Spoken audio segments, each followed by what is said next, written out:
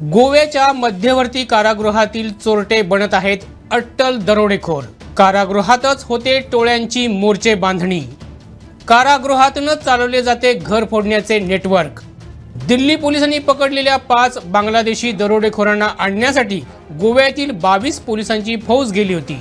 चक्रावणारी बाब म्हणजे टोळीच्या म्होरक्यानं 4 वर्षांपूर्वी म्हणजे 19 ऑगस्ट 2022 मध्ये कोलवाळ मध्यवर्ती कारागृहात डांबल्यानंतर इतर कैद्यांना सोबत घेऊन या टोळीची स्थापना केली। ज्या कारागृहात मोबाईल सुद्धा नेण्यावर बंदी आहे अशा कारागृहात असताना हा म्होरक्या तिथूनच बांगलादेशपर्यंतची सगळी सूत्र हलवत होता असं प्रथमदर्शी समोर आलंय।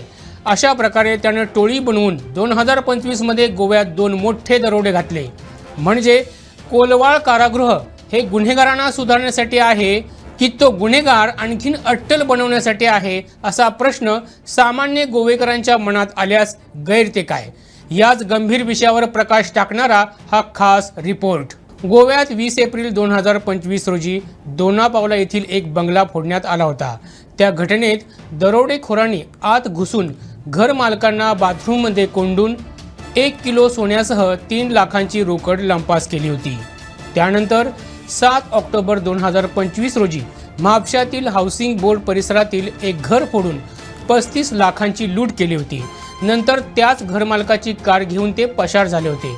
या दोन्ही घटनांमध्ये एकच टोळी गुंतल्याचा संशय पोलिसांना आला होता, पण दरोडेखोर सापडत नव्हते। गोवा पोलीस त्यांच्या मागावर होते। शेवटी 14 एप्रिल 2026 रोजी हे चोरटे दिल्लीच्या सराय काले खान स्मशानभूमीजवळील जंगलात सापडले।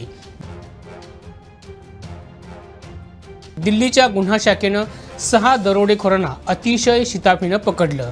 ज्यांना पकडलं त्यांची जरा नावं बघा। नूर इस्लाम उर्फ नदीम खान उर्फ झाकीर वय वर्ष 40, सुमन हवालदार उर्फ पन्नू वय वर्ष 35, सैफुल इस्लाम वय वर्ष 31, सोहेल शेख वय वर्ष 35, मुहम्मद नासिर वय वर्ष 48 अशी यांची नावं आहेत। यातील नदीम खान हाच टोळीचा म्होरक्या आहे।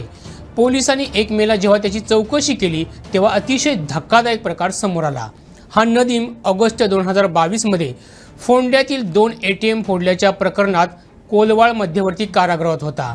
कारागृहातील नरकमय वातावरण बघून तो सुधारेल, पोलिसांच्या भीतीनं थरथर कापेल अशी अपेक्षा होती, पण नेमकं झालं उलटं। या कारागृहाला 24 तास कडक सुरक्षा असते।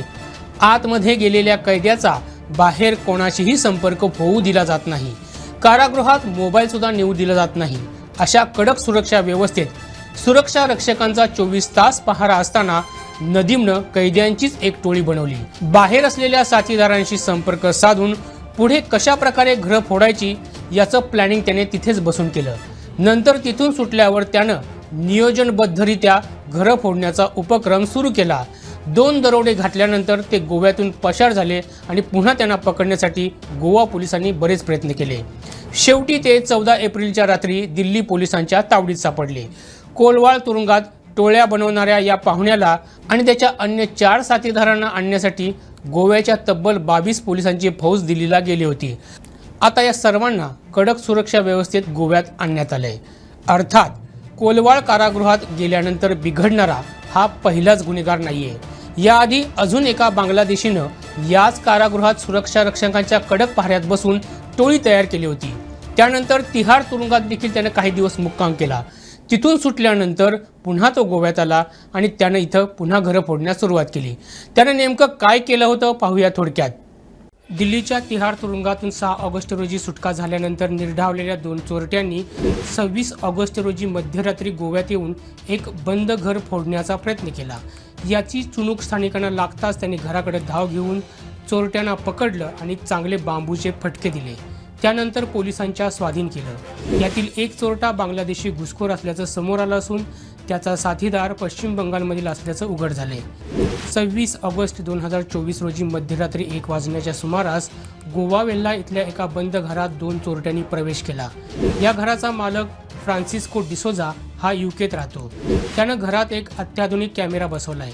याच कॅमेऱ्यात चोरट्यांची हालचाल कैद झाली आणि मालकाला मोबाईलवर यूकेमध्ये संदेश गेला। मालकाने यूकेतूनच सरपंचांना आणि त्यानंतर पोलिसांना फोन केला। त्यांना चोर घरात शिरल्याची माहिती दिली। सरपंचांनी लगेच गावातील लोकांना सोबत घेऊन घराच्या दिशेने कूच केली। बाहेर मोठा जमाव आल्याचं पाहून चोरटे घरातील एका शौचालयात लपून बसले। सरपंच आणि गावातील लोक घरात गेले असता मुख्य दरवाजा कपाटं फोडलेली दिसली, पण चोरटे काही दिसले नाहीत। त्यांनी संपूर्ण घरात शोध घेतल्यानंतर हे चोरटे एका शौचालयात सापडले। त्यांना बाहेर खेचून लोकांनी बांबूचे चांगलेच फटके दिले। इतक्याच पोलीस घटनास्थळी पोहोचले। त्यांनी चोरट्यांना अटक केली। त्यानंतर चौकशी केली असता दोघेही सराईत चोरटे असून नुकतेच तिहार तुरुंगातून सुटल्याचं उघड झालं। यातील एकाचं नाव रुस्तुम उर्फ सुहाग हक असं असून दुसऱ्याचं नाव मिजानुर हुसेन मुल्ला असं आहे। सुहाग हा बांगलादेशी घुसखोर आहे। सुरक्षा रक्षकांच्या कडक पहाऱ्यात तुरुंगात जर अशी गुन्हेगारांच्या टोळ्यांची पैदास होत असेल तर तुम्हाला काय वाटतं ते आम्हाला कमेंट बॉक्समध्ये जरूर कळवा। हा व्हिडिओ जास्तीत जास्त शेअर करा आणि गोव्यासह महाराष्ट्रातील अशाच महत्त्वपूर्ण घडामोडी जाणून घेण्यासाठी आमच्या प्रुडंट मराठी यूट्यूब चॅनलला सबस्क्राईब करा।